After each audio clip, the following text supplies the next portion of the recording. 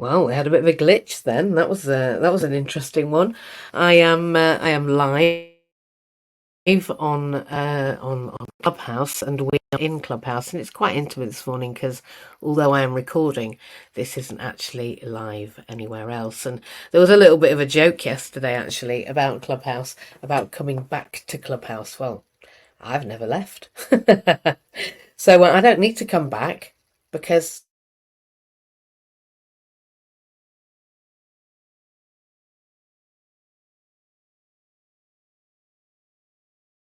talking about, well, through building trust. And I think in the light of where we are in the UK, it's Saturday, the 29th of June.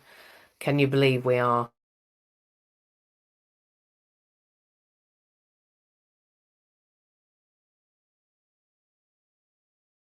guys about having babies?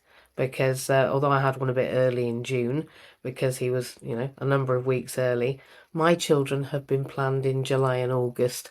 That's because I'm a teacher.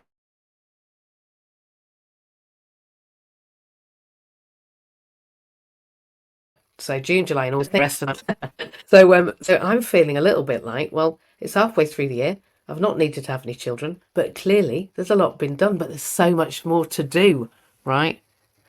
But honestly, the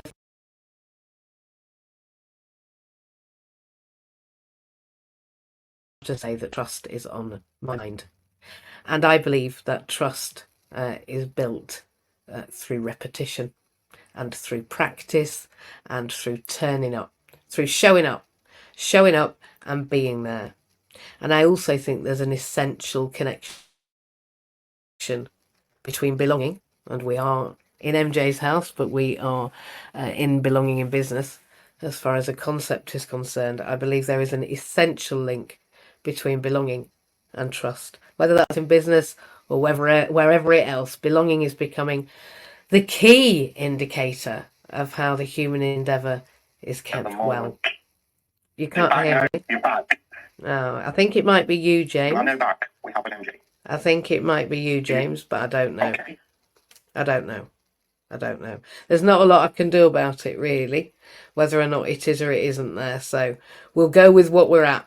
We'll go with what we're at. If Clubhouse is screaming, then please forgive me, and we will be putting this recording out at 8 o'clock, 9 o'clock, so don't worry. Okay, thank you, James. You're an angel. Belonging's a fundamental human need. We know that, don't we? We know that belonging, I mean, what is it for a start? What do you think belonging is? I think it's the feeling of being accepted, of being valued, and being connected. And I think trust is, without a doubt, where these feelings of belongings begin. Because without trust, how can we really feel that we belong?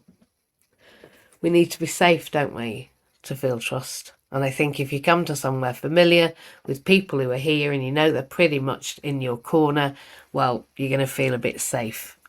Not just physically, but more importantly, emotionally. Because it reduces that fear response, doesn't it? That fight, flight response. And the anxiety. Because I feel safe in an environment where I've got people around me like I have this morning. And so that fosters my openness. It does. It creates a comfortable place, like when you're sitting with a friend in the kitchen and you're talking about how you feel, you're just more likely to share your feelings when you feel connected. When you have those thoughts and feelings that the people around you have literally got you back. That means you know that they're there for your support. I really feel like my team have been incredibly supportive in the last 100 days. And without them, I would never have completed my social work placement. And that's what I've been doing. For those that don't know me, I'm Mandy-Jayne and I am, or MJ, and you'd know that because you're in MJ's house. And I'm a trainee social worker, a Sendco or an Elenco in Wales. I'm in Wales. I'm in Welsh Wales. I'm Wenglish now. I've been here 3 years. I'm definitely, I believe, Wenglish. I've just done a sit down or a stand up or a roll on or a squeeze in. It was a bit of stand up for 5 minutes in aid of Disability Wales. So I think perhaps I'm raising money for our own Welsh disability charity. Maybe I'm Wenglish. And I feel that that this place fosters trust, because that's what we create here. So you have to feel safe, and that creates openness, and then we know that we feel trust enough that we are supported. And trust is the absolute epicenter of all relationships, isn't it? And when we think of election, do we trust the people that are putting their voices, and say that put your money where your mouth is? Are we trusting those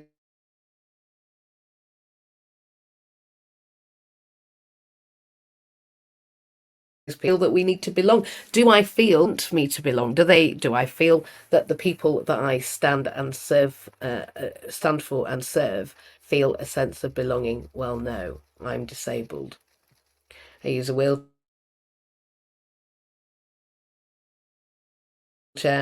Amongst a number of long-standing chronic illnesses, including endometriosis, stage 4, osteo and rheumatoid arthritis, to name just a few. Do I feel that this government is trustworthy? Do I feel that they've got me at the bedrock of their decision making? No, I don't. No. Personal independence payment, which is the welfare benefit that severely disabled people get in order to pay for the extra costs of being disabled, is turning into vouchers. Now, wouldn't mind if those vouchers were going to be useful, but watch this space. Those vouchers are going to be carried out by somebody's friend, a bit like PPE. So PIP's gone. I've been saying it for 3 years, but I promise you, 2028, it's going to be out of here. Now, all of those things are changing. I've just had a request for evidence for the disabled students allowance changes to non-medical helping. If you don't know what that is, it's how people get help to go to uni. And I've only had 3 days a week because the government cut from 5 to 3, so I could only go into work or uni 3 days a week because I only had a practical support assistant for those days, not the others. Now they're planning on cutting out every provider that does that and only having it on the inside of the university, which means that disabled students won't go to university because they'll be too expensive. In fact, we know this because a lot of the universities, one of them in particular, used to put on a deaf day, a day for the hard of hearing and deaf, to encourage them to go to university. That's been cut now because it's too expensive to ask deaf people to go to university. This is the thin end of the wedge. So do I believe that trust is in the epicenter of this government? No, not yet. I don't believe so, not until they hear that 1 in 5 of us, 4 of us actually, are disabled, 28% of us, and that we need some representation, and not just a junior minister for disability, but actually a whole minister for disability, maybe even a whole department of social justice. So what are the components of trust? How should this government, and how should we in Belonging in Business, and how should I,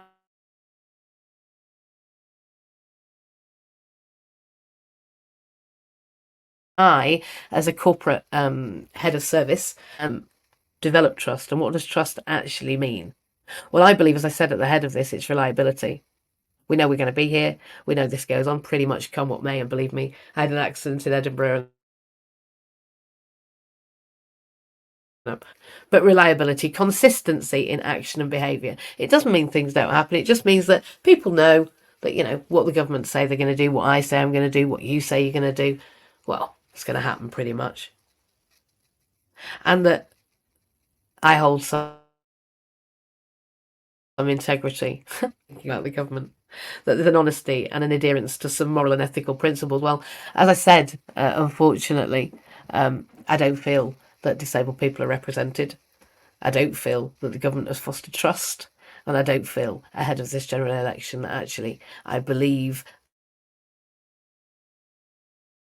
that they are building trust or belonging, either in business or in any other way, for disabled people or anyone else, to be honest, which is why I think we're better together, because frankly, we're all treated the same, just some less equally than others. So at least the government's consistent in that they treat us all pretty badly. Competence, the ability to do something well, I think that there's some things that we all do well, but maybe we ought to get the people that know what they're doing to do the things they know what they're doing.